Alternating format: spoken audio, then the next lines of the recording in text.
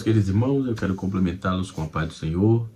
Quero externar a Deus a minha gratidão pela vida de todos vocês aqui do canal Rascunho DVD. Eu sou o pastor Edivaldo Pereira e nesta oportunidade estaremos comentando a lição de número 9, lição da classe dos adultos. Estamos estudando esta lição aqui, essa temática, na cova dos leões, né? Exemplo de fé e coragem de Daniel para o testemunho cristão em nossos dias. Estamos na lição de número 9 e essa lição será ministrada no próximo dia 1º de setembro, né? Estamos já caminhando aí para o final do nosso terceiro trimestre. Já temos também a nova lição do quarto trimestre que já está aí. Estaremos falando, temos as duas lições já, tá, à disposição, mas em uma aula um pouco mais para frente já falaremos, né? E também não é segredo para ninguém, está sempre aí nas mídias sociais. Deus abençoe a todos, né? Se você não é inscrito nesse canal e você está passando aqui pela primeira vez, gostar do conteúdo, se inscreva no nosso canal, compartilhe e deixe o seu like, ative o sininho para receber as notificações, tá certo? Muito bem, e dito isso, nós vamos para a aula, né? Nós estaremos estudando, né, no dia 1º de setembro, a lição de número 9, que tem como título Entre a Lei de Deus e a Lei dos Homens. Aí vai a pergunta: existe diferença entre a lei de Deus e a lei dos homens? A resposta é sim. Quais as características do novo governo de Daniel, que Daniel estava submetido, né? Que era no caso de Dário? Como compreender como se deu a conspiração contra Daniel e aprender a diferença entre a lei do homem e a lei de Deus, né? Nós temos o texto bíblico em classe, está em Daniel capítulo número 6, né?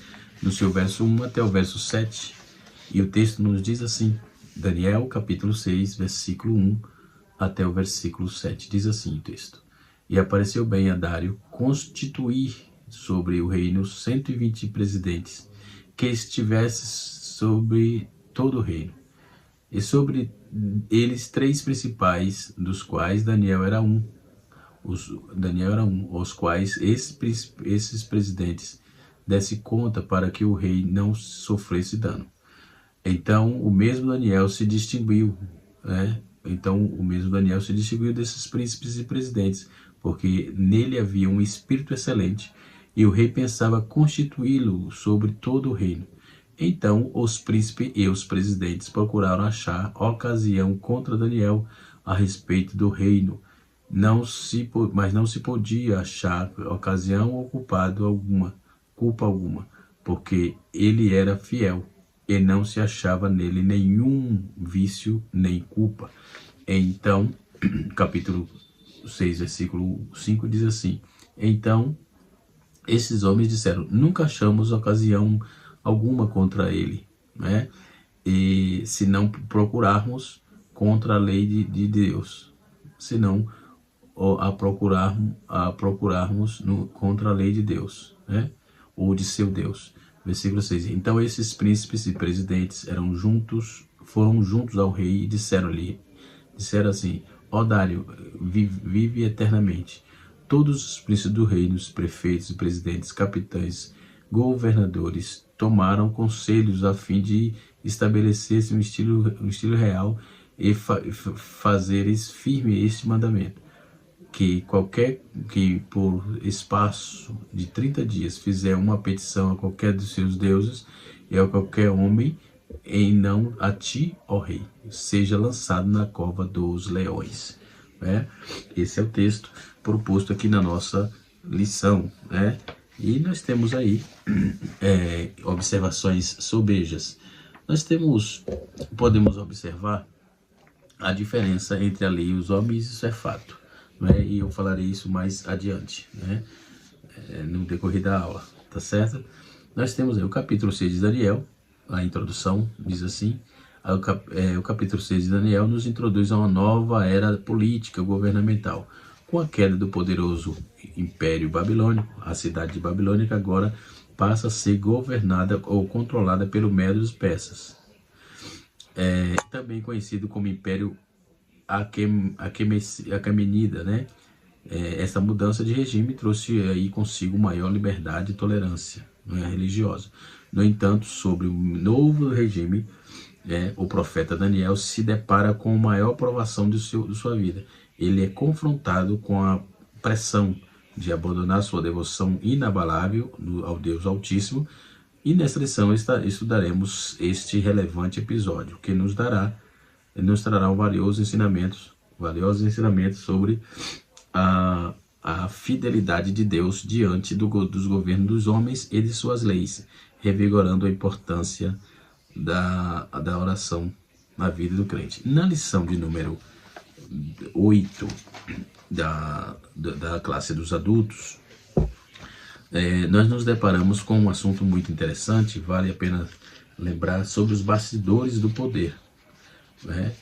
E o comentarista foi muito feliz quando ele coloca aqui um ponto que vemos isso acontecer em larga escala, né? E podemos observar, embora sejam bastidores, mas acabam deixando passar, né? E ele coloca aqui no tópico de número 1, sobre os bastidores do poder, são um ambiente do poder que costuma ser cercado de sentimentos facciosos, natureza humana caída, alimentar discórdia, intriga e ressentimento, os quais, quando não dissipados, levam terríveis tragédias, né?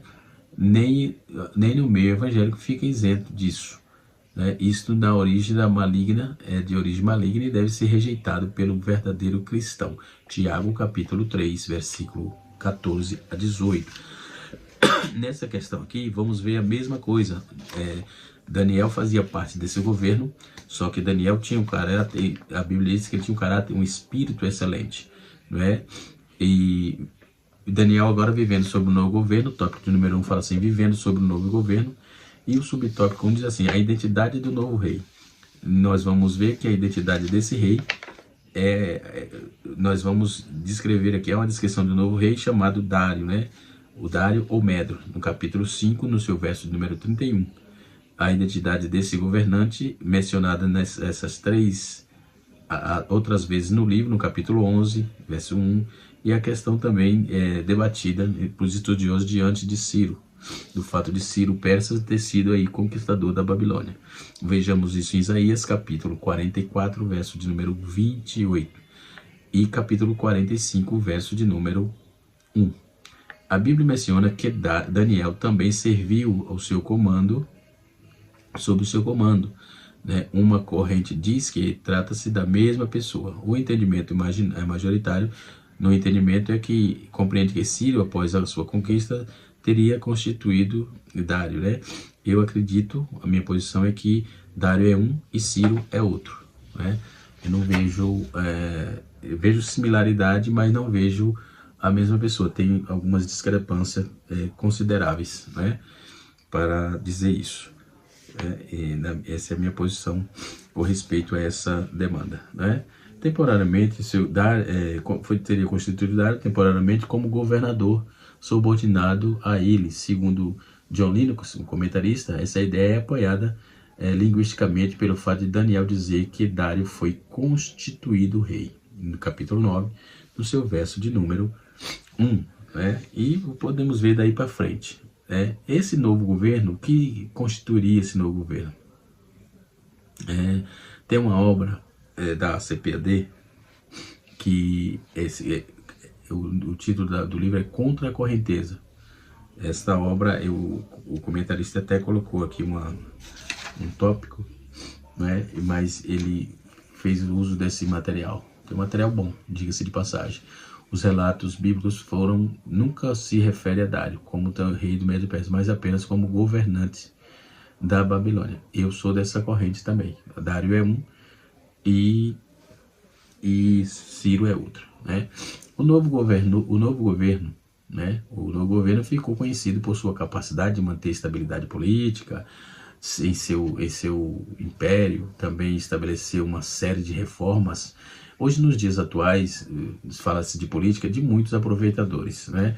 Quando esse capítulo de número 6 fala de corrupção, né, dentro do governo, porque podemos observar ser íntegro nesses dias parece que é complicado. Foi como nos dias de Daniel, parece uma virtude em extinção.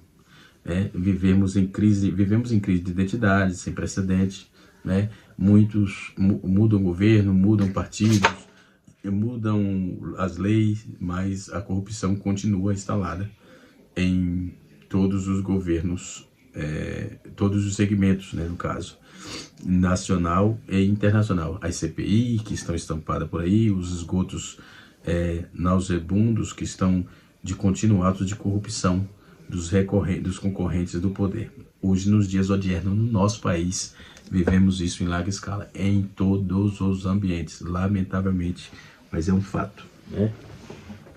E por ser um fato, está muito claro isso aí para todos nós. Quando falamos da diferença da lei de Deus e a lei dos homens, primeiro, a lei exige justiça aos homens, né? Enquanto a graça concede justiça aos homens através de Jesus. Essa é uma das principais diferenças da lei de Deus, né, e a lei dos homens, né? Então, quando vamos ver os políticos sem escrúpulos, né, os políticos Copa do Mundo, que só aparecem de 4 em 4 anos, que não fazem nada pela população, sugam, ficam ricos, mudam de vida, mas não muda nada na vida dos seus eleitores, né? Estamos vendo isso, vivendo isso agora, não é? Nos nossos dias.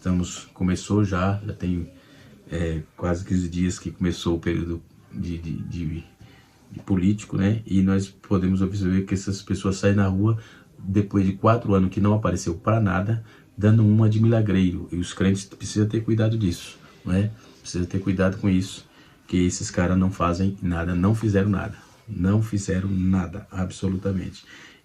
Esses cantos se multiplicam não é? Os políticos inescrupulosos, eles ocupam o poder e se abastece da riqueza da nação, da cidade, do município, do estado, não é?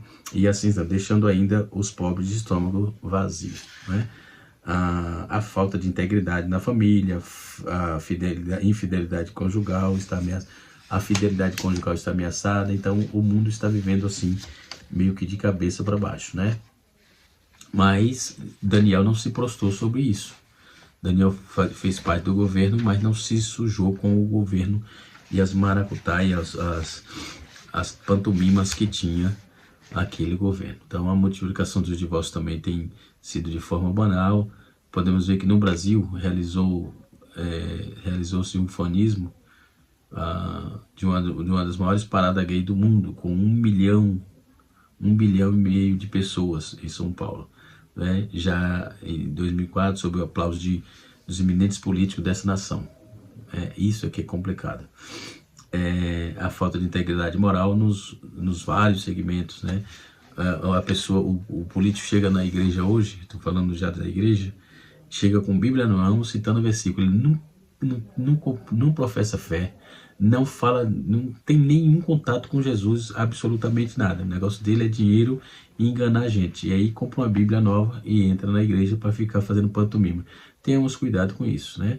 Esse período político, esse livro de Daniel, ele vai trabalhar bem esse fator da corrupção naqueles governos, naqueles dias, né? E assim sucessivamente, né? E na Babilônia havia um homem íntegro que era Daniel, que estava ali, né? Escravo, um homem íntegro em meio encharcado, no meio encharcado de corrupção, né? Esse texto, capítulo 6 da lição, vai trabalhar isso aí, né? A Babilônia tinha caído, um novo império estava se levantando, né? Podemos observar, e que subiram ao poder continuava corrupto. Quem subiu ao poder continuou na corrupção. Então, o absolutismo do rei, o império babilônico mudou para descentralização do poder, o império medo-persa. Então, o regime de governo mudou, mas o coração dos homens permaneceu o mesmo. O que não é sistema de governo, não é sobre sistema de governo, é sobre integridade. Não é sobre política, é sobre integridade, né? Um grande engano, né, é pensar que as coisas vão mudar para melhor em virtude de marionetes, né, ou de fatores mirabolantes, de promessas do político. Mudar os partidos, muda-se figura, né, mas o espírito e a cultura do aproveitamento são os mesmos, né? O rei Dário estava preocupado com o problema da corrupção, por isso constituiu 120 prefeitos, 3 governadores, né? E constituiu fiscais do erário público, mas aqueles que deveriam vigiar e fiscalizar se corromperam. Então as riquezas caíram no ralo dos desvios, a corrupção estava instalada dentro do palácio, nas rodas mais altas do governo de Dário, né? Nesse mar de lama floresce um lírio puro. A vida de Daniel nos mostra que é possível ser íntegro mesmo cercado por um mar de lama de corrupção. Então é possível ser íntegro. Daniel, ele mostra isso. O salvo, o crente salvo, né, pode estar na política e não precisa se contaminar com a política, porque o povo paga bem ao político. O político ganha bem, né? Não ganha ruim não, ganha bem, muito bem, né? Come bem, vive bem, mas a corrupção deturpa esses caráter, a mentira, o disfarce, as promessas mirabolantes não cumpridas, obviamente, né? Então Daniel se mantém íntegro a despeito do ambiente. O homem não é produto do meio. O homem não é produto do meio. Daniel não vende a sua consciência, ele não negocia os seus valores, né? Ele não se corrompe. A base de sua integridade e sua fidelidade né? Então, ele tem a sua fidelidade a Deus, e nós vamos ver que um comentarista chamado Edward Elliot, ele diz que a espiritualidade de Daniel é a alicerce da sua fidelidade diante dos homens. Hoje temos muitas pessoas se dizendo crentes, dizendo até mesmo pastores, né? Pastor não é crente, não é político, não. Pastor precisa ser crente, ser pastor, pastorear a ovelha, né? Pastor político é político pastor, né? Tem aquele jogo de palavras que se faz. Então pode ser tudo. Não tem rebanho, se não tem rebanho não é pastor, certo?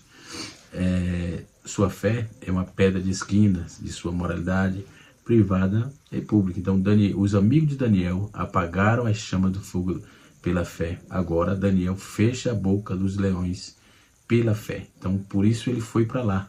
A vida de Daniel prova que um homem pode permanecer íntegro mesmo quando a vítima é vítima de conspiração. Capítulo 6, versículo 4 e 5, né, que conspiraram contra ele. No verso 4, nos informa que eles procuravam uma ocasião para acusar Daniel.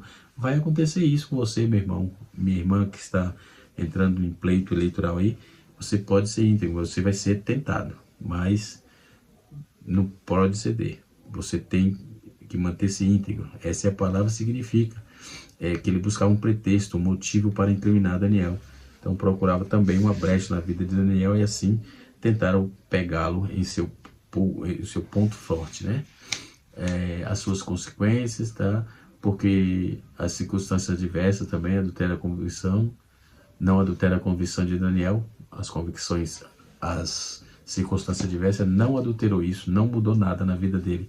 Pelo contrário, a promoção de honra dos íntegros incomoda as pessoas invejosas. A Bíblia diz que cruel é o furor e impetuosa é a ira, mas quem pode resistir à inveja? Provérbios 27, versículo 4. Porque Daniel era fiel a Deus, né? Porque Daniel nos ensina que a mesma pessoa que bajula é aquela que também maquina o mal contra o justo, né? E assim sucessivamente. Todo bajulador não merece confiança de ninguém. Bajulador é um doente, psicopata. Bajulador é mentiroso, é falsário, é enganador, ele é fingido.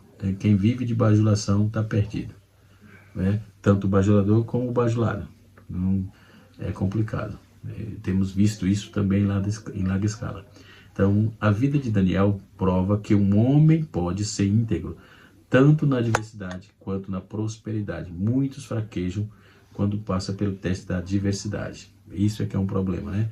Daniel foi íntegro quando chegou a Babilônia como escravo, e ele resolveu firmemente não se contaminar. Agora ele já passa por teste da prosperidade, foi o primeiro ministro da Babilônia, agora ele é um governador do rei do Medo-Persa, e sua integridade é a mesma, ele não mudou. Você pode subir degraus, né, porque isso é bom quando você vai subindo, né, mas não pode se contaminar. Ele não se deixa seduzir pela fama, nem pela riqueza. Ele é um homem absolutamente confiável. A integridade, ele não se vende, não se vende. O mandato de Daniel era puro, era dele, né? Nós podemos ver aqui, né? E assim sucessivamente. Então, a integridade nem sempre nos ajuda, né, a granjear amigo. Pelo contrário, a gente íntegra é uma ameaça para o sistema de corrupção, é uma ameaça para os mentirosos, é uma ameaça para os disfarçados, né? Então, Daniel incomoda a equipe de governo de Dário. Um funcionário honesto é uma ameaça para o sistema viciado pela corrupção. Então, vejamos isso dentro desse texto, dentro dessa lição, né? Então, uma política de tolerância no subtópico 3, fala uma política de tolerância religiosa. O Ciro, o imperador, tinha uma política de maior tolerância com os povos conquistados. Promulgou o Código das Leis, conhecido como Cilindro de Ciro, que provia justiça e liberdade religiosa, né? Permitindo assim que vários grupos étnicos praticassem suas crenças. O chamado Edito de Ciro, por exemplo, também denominado como o decreto de Ciro, possibilitou que os judeus deportados pelos babilônicos retornassem para Jerusalém. Ciro, nesse caso aqui, ajudou bastante nesse quesito. Mas diante desse ambiente de maior liberdade e tolerância, Daniel foi perseguido por suas convicções. Isso mostra que embora em muitos países os crentes tenham ampla proteção jurídica de expressão de suas crenças, com previsão de declaração internacional de direitos humanos, não estão isentos de serem constrangidos, forçados a relegar a fé, a provisão da liberdade religiosa, né, na Constituição, e suas leis não garante aí que os cristãos não serão discriminados, ofendidos, especialmente por causa das imposições ideológicas. No Brasil está vivendo isso, né? A igreja permanece firme e tudo, mas nós estamos vivendo isso, né? Muitos querem cercear a liberdade, não podemos falar nada, mas a Constituição nos assegura e nós vamos para frente. Glória a Deus, né? Sem falar na Bíblia, né, que nos assegura tudo isso. No comentário de Bacon, também usado pelo comentarista da lição, ele cita aqui alguns tentando identificar Dário como Cobrias, general do exército, de Ciro que venceu, general do exército Ciro que venceu a Babilônia. Acredita que o reinado foi breve, mas sua morte dentro de 2 meses após ser capturado pela Babilônia dificilmente apoiaria essa teoria, né? Seu livro, por exemplo, Darius de Mede, ou Dário o Medos, né? O John Whitcomb, ele oferece fontes de início que identifica Ciro, ou Dário o Medo, né, como um Gubaru, cujo nome estava separado dos registros do cuneiforme, né?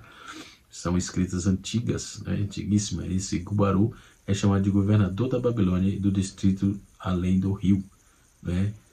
Esse além do rio aqui era os Medos Persas, né? Debaixo da autoridade de Ciro, Gaburu nomeou governadores para governar com a sua ausência de Ciro, que presidia por longos períodos, né, sua capital, né? A capital era Ecbatana, e Gubaru recebeu o poder politicamente ilimitado sob a imensa satrapia da Babilônia. Esse é o comentário de Bico, que nos traz bastante clareza aqui, né? A distinção de Daniel, a conspiração contra Daniel, e o que fazia Daniel ser distinto disso? Em razão da sua excelência, Daniel começou a se distinguir entre os demais presidentes, a razão pela qual o rei pensava em promovê-lo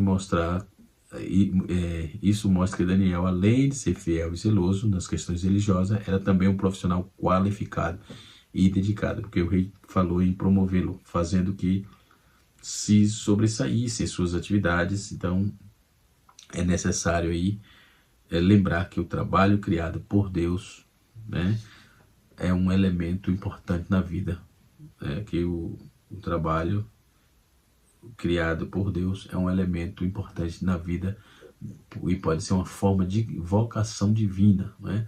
A inveja e conspiração estava ali pautada, o plano contra Daniel e assim sucessivamente. No tópico número 3, desculpem, estou um pouco gripado, vamos para frente. A lei dos homens, tópico número 3, e a lei de Deus. Aí está dentro dessa questão. Nós só podemos observar que o desejo de Deus é único, e que os homens vivam amor, amemos uns aos outros. Esta é a síntese perfeita dos 10 mandamentos, ou do decálogo, né? São normas de conduta para a humanidade, um fundamento ético e espiritual. Ela é referida 2 vezes no livro, na Bíblia, em Êxodo e Deuteronômio, né? As tábuas da lei entregue a Moisés foram escritas em pedras, né? Foram escritas em pedra, baixa o relevo do dedo de Deus. Nós podemos observar isso, e são 10 preceitos, né, que norteiam sobre isso aí. E hoje sempre a infringência de 3 deles é considerada crime em todo o planeta, né? Podemos ver os outros 3 valores espirituais, que são 4, e são regras morais públicas. O 10 mandamentos, ele influencia, né, e decisivamente a vida de primeiras codificações legais. A ordenação das Filipinas, a manualisnas e oficinas, o Código Penal Brasileiro acatou aí como crime 4 deles, né? Sendo o adultério, já não é mais delito, os legisladores também, muitos em causa própria, deram interpretação ilegal ou literal a recomendação de Jesus, que a liberdade e o amor não poderia ter limites matrimoniais. Isso já é problemático, não é? Jesus não disse isso não, né? Jesus não disse isso. Então temos aí alguns problemas com a lei dos homens e a lei de Deus, né? Porque não é bem assim não. Então podemos observar que a vida de Daniel, ela prova que o homem pode ser íntegro tanto na adversidade, né, como na prosperidade. Então a vida de Daniel, ela prova que a integridade implica em você fazer o que é certo quando ninguém olha, mesmo que você esteja sozinho, ou mesmo quando todos restringem. Então uma pessoa íntegra procura agradar a Deus mais do que os homens. Ela não depende de elogios, nem muda de rota por causa das críticas. Pelo contrário, ela tem um foco. E o foco é servir a sociedade e servir a Deus, e não dar trabalho ao erário público, né? E assim sucessivamente. Não viver sugando do erário público, né? E assim sucessivamente. Então essas supostas diferenças sobre a lei de Deus e a lei dos homens, nós podemos observar. Primeiro, alguém perguntou uma vez para Billy Graham assim: qual a diferença? Existe alguma diferença entre a lei de Deus e a lei do homem? E Deus ordena que as pessoas amem uns aos outros, independente do que possa fazer? A resposta foi: os líderes religiosos nos dias de Jesus tinham mais de 600 leis feitas pelos homens, que eles deveriam obedecer. As pessoas não conseguem cumprir todas aquelas leis. Era impossível. No entanto, esses líderes acreditavam que as leis deviam ser obedecidas para ganhar o favor de Deus. Porém, as leis de Deus para o mundo espiritual são encontradas na Bíblia. E o Senhor Jesus, ele resumiu a lei de Deus em 2 mandamentos: amar o teu Deus e amar o próximo como a si mesmo. Então ele usou uma palavra especial e abrangente para o amor, uma palavra que inclui todos. Na realidade, ele não deu exceção. Ele disse que devemos amar uns aos outros e amar os nossos inimigos. Então imagine só, quando nós encontramos em conflito, quando olhamos para os mandamentos, interrogamos-nos honestamente: o que estamos a ser obediente a Deus? Amamos realmente o nosso próximo? Ou quando ele nos irrita? Será que realmente amamos ou nos tornamos salvos, temos compaixão uns dos outros? Então, Jesus foi enfático sobre essa questão. Esse texto é um texto de Billy Graham, vale a pena aqui notabilizar, tá certo? Então, há uma diferença sim entre a lei dos homens e a lei de Deus, tá certo? Outro ponto importante, para finalizar e a lição não ficar a aula não ficar, o vídeo não ficar muito longo, já estamos chegando já a 30 minutos. A lei dos homens e a lei de Deus. Contrariando a lei dos homens, no mesmo dia do decreto do rei, novamente não se acovardou. O rei decretou, porque houve uma conspiração para que ninguém se curvasse a qualquer Deus, a qualquer divindade. Tinha que se curvar só para o rei. E o rei assinou o edito e soltou na corte para todo mundo. Daniel foi e orou ao Senhor. Ele não parou de buscar a Deus. E a Bíblia diz que ele orou ao Senhor. Nós temos aqui na lição de no tópico número 3, quando ele faz essa proposta. Ele ouve essa proposta, ele diz no mesmo dia do decreto, do rei Dário, o texto diz que novamente Daniel não se acovardou a dar testemunho de fé, e ainda que fosse um alto funcionário e ocupasse um lugar privilegiado do império, Daniel não negou a sua integridade e fidelidade. O servo de Deus sempre foi obediente ao rei, porém, ao perceber que a lei humana contrariava a lei divina, ele desobedeceria ao injusto mandamento, porque fazendo exatamente aquilo que o decreto proibia, buscou o Senhor em oração, capítulo 6, verso de número 10. Então, ele contradisse só porque ele disse que não era para clamar outro Deus, ele foi e buscou o Senhor. Em primeiro lugar, Daniel sabia que Dário tinha autoridade, mas que tinha mais ainda a convicção de que a sua autoridade provinha de Deus. Romanos capítulo de número 3, versículo de número 1. Em segundo lugar, Daniel tinha a convicção que o homem, como um homem temente e bom, um bom cidadão, o profeta era cumpridor das leis dos homens, contudo ele não cumpria quando se chocasse com a lei de Deus. Atos 5, versículo 29. Afinal, o mais importante é que a lei é estabelecida pelo governo humano, e a lei natural revelada pelo Deus Altíssimo é imutável, atemporal e não pode ser contrariada. Em terceiro lugar, Daniel sabia que o Senhor estava com ele.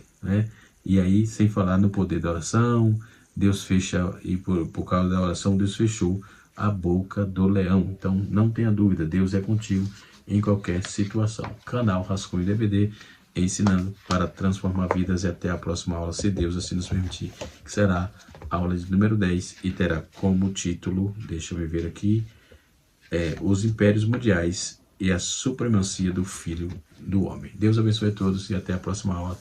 Um abraço a todos em nome de Jesus.